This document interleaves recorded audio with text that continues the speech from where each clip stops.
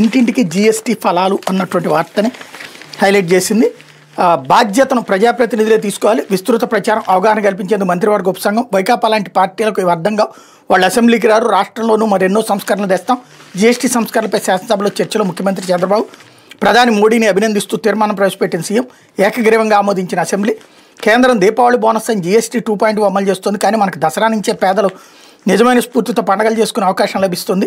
అన్ని వర్గాలకు గణనీయమైన పన్ను తగ్గింపు లభిస్తుంది. సరైన సమయంలో సరైన చోట సరైన నాయకుడు ఉండాలి, ఆయనే ప్రధాని మోడీ. అమెరికా కూడా మనతో సంబంధాలు పెట్టుకునే పరిస్థితికి వచ్చిందంటే అదే ప్రధాని మోడీ. ఒక మంచి నాయకుడు ఉంటే ఊరు, మంచి ఎమ్మెల్యే ఉంటే నియోజకవర్గం, మంచి నాయకత్వం ఉంటే రాష్ట్రం బాగుంటుంది. ఆంధ్రప్రదేశ్లో నేను పవన్ కళ్యాణ్ ఆ భరోసా అందిస్తున్నాం, రాబోయే రోజుల్లో మరిన్ని ఫలితాలు చూస్తారు అన్నట్టు చంద్రబాబు స్టేట్మెంట్ హైలైట్ చేశారు.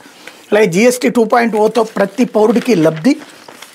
జీఎస్టీ స్లాబుల్ని సులభతరం చేయడం ద్వారా దేశంలోని ప్రతి ఒక్కరికి లబ్ధి కలిగేలా కేంద్ర ప్రభుత్వం నిర్ణయం తీసుకుందని ఉప ముఖ్యమంత్రి పవన్ కళ్యాణ్ పేర్కొన్నారు. జీఎస్టీ 2.0 సంస్కరణలపై ఏడాది ఆగస్టు 15 ప్రధాని మోడీ ఎర్రకోట నుంచి చేసిన ప్రకటన దేశ ప్రగతికి బాటలు వేస్తోందని కొనియాడారు. ఈ సంస్కరణలకు మద్దతు తెలిపిన తొలి రాష్ట్రంగా చంద్రబాబు నాయకత్వంలోని ఆంధ్రప్రదేశ్ ప్రభుత్వం నిలిచిందని కొనియాడారు. రాష్ట్ర ఆదాయానికి నష్టం కలుగుతున్న సామాన్యుల ప్రయోజనాల కోసం ఈ సంస్కరణలు చంద్రబాబు బలంగా సమర్థించారు. సంస్కరణలు ముందుండి నడిపిన కేంద్ర ఆర్థిక మంత్రి నిర్మలా సీతారామన్ కృషి అభినందనీయమని ప్రశంసించారన్నటువంటి వార్తని హైలైట్ చేశారు. లేకపోతే ఈటీవీ అన్నదాత కార్యక్రమం నాకెంతో ఇష్టం